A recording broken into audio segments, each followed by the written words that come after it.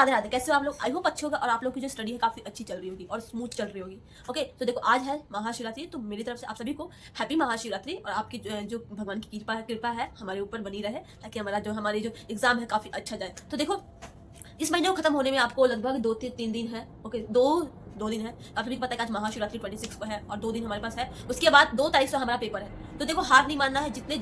जिसने भी जितना पढ़ लिया है, मतलब वो पढ़ लिया है, अब वो नया कुछ ना करे। अब आपको क्या करना है, वो जो पढ़ा हुआ चीज है उसको रिवाइज करते रहो। और आप एनालिसिस जरूर देख लेना कि पेपर का एनालिसिस, मतलब कि 2 तारीख को जिसका पेपर 2 तारीख को नहीं है, आने वाले शिफ्टों में पेपर है, वो 2 तारीख का पेपर को एनालाइज कर ले, ताकि आपको हेल्प मिले कि हाँ मेरा एग्जाम किस वे में पूछेगा, फिर कैसे क्वेश्चन एग्जामिनर पूछ रहा है। मतलब थोड़ा बहुत आइडिया आपको क्लिक हो जाएगा कि हाँ ऐसे क्वेश्चन आपको पूछ रहे हैं, एग्जामिनर पूछ रहा है। तो उससे आपको प्रिपरेशन करने में थोड़ी काफी अच्छी मदद मिलेगी यार।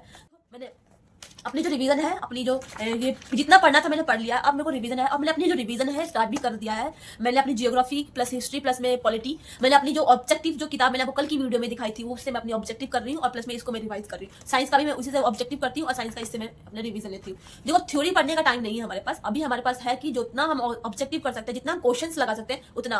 अब हमें 2 चीज करना है बस। हमें अपनी जो नोट्स है उसकी रिवीजन प्लस में एक मॉक टेस्ट, क्योंकि मॉक टेस्ट देना बहुत जरूरी है। क्योंकि आपका टाइम मैनेजमेंट, कौन से सेक्शन को कितना टाइम लग रहा है, आपको कितना टाइम को रिड्यूस करना है, वो आपको ये मॉक से ही पता चलेगा। तो देखो प्रॉब्लम आती रहेगी, प्रॉब्लम को सॉल्व करना ही आपको आना चाहिए कि कैसे मुझे टैकल करना है। मतलब हाइपर नहीं होना है कि हाँ मैं यार प्रॉब्लम आ गया मैं हाइपर हो गई, इसी जगह में आपका पेपर खराब हो जाता है। ओके, तो इस हाइपर को अपने आप से बहुत कोसों दूर रखो और अपनी जो रिवीजन अपनी कंटिन्यू रखो जब तक आपका एग्जाम नहीं होता। देखो प्रॉब्लम्स आती रहती है, लाइफ है तो प्रॉब्लम्स आएगी ही। ओके, उसको लेके बैठना ये हमारा काम नहीं है, हमें उसको सॉल्व करके आगे बढ़ना ये हमारा काम है। ओके, तो प्रॉब्लम्स आती जाती रहेगी, तो उसको टैकल करो, हैंडल करो और सॉल्व करके आगे बढ़ो। उसको लेके बैठने की जरूरत नहीं है। देखो लाइफ है, प्रॉब्लम आएगी।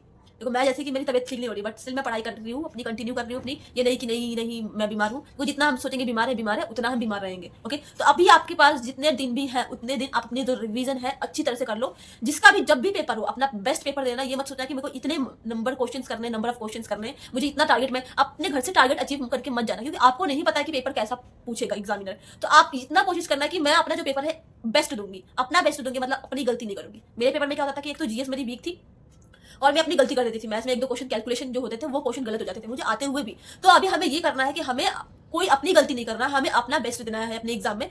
तो अगर हम अपना बेस्ट देंगे तो हमारा सिलेक्शन पक्का है। ओके, हमें अपना बेस्ट देना, अगर हम बेस्ट देते हैं तो सिलेक्शन डेफिनेटली पक्का है। अपनी गलती नहीं करना, क्योंकि एग्जामिनर जो है मैथ में 35 क्वेश्चन है, 30 क्वेश्चन वो करने के लिए देगा। ऐसे 5 क्वेश्चन होंगे जो टफ होंगे, आप कर सकोगे बट उसमें थोड़ा टाइम कंज्यूमिंग होगा। वो बस 5 क्वेश्चन ही होगा। उसके बाद उसकी जो 30 उसके पहले जो 30 क्वेश्चन है वो आप कर सकोगे। ओके, तो इतने घबराने की जरूरत नहीं है। 30 क्वेश्चन आराम से स्मूथली आप करना और रीजनिंग में आप 30 अब कोशिश करना। ओके, पहले तो अब जो आपको क्वेश्चन आ रहा है वो करते चलना।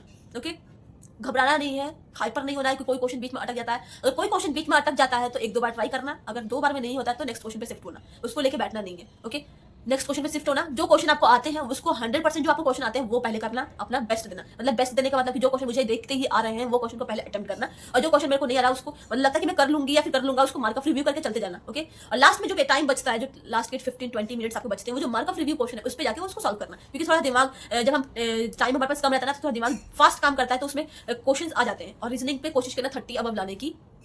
अभी आपके मार्क्स स्कोर होंगे। तो जीके जीएस का मैं कुछ बोल नहीं सकती कि एग्जामिनर कैसा देगा कैसा नहीं देगा। तो फर्स्ट जब 2 तारीख को पेपर चलेगा पता तभी हमें कि कैसा पेपर एग्जामिनर पूछ रहा है, क्या क्या टॉपिक्स हमें पूछ रहे हैं।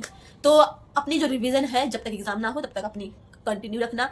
हार मत मानना जब तक आपका पेपर ना हो। ओके, हार मत मानना जब तक आपका पेपर ना हो, और कोशिश करना अपना पेपर बेस्ट देने की। तो मेरे तरफ से ऑल द बेस्ट, और अपनी रिवीजन अच्छी से करना, अच्छी तरह करना, पूरी जान लगा देना इस पेपर को देने में, ताकि कि हाँ इस बार मुझे अपनी वर्दी का सिलेक्शन, जो इस बार सिलेक्शन मुझे लेना है, वर्दी मुझे चाहिए इस बार। ओके, तो आज के लिए बस इतना ही। मिलते हैं नेक्स्ट वीडियो में। वंस अगेन मेरी तरफ से happy Mahashivratri and bye bye, Tata.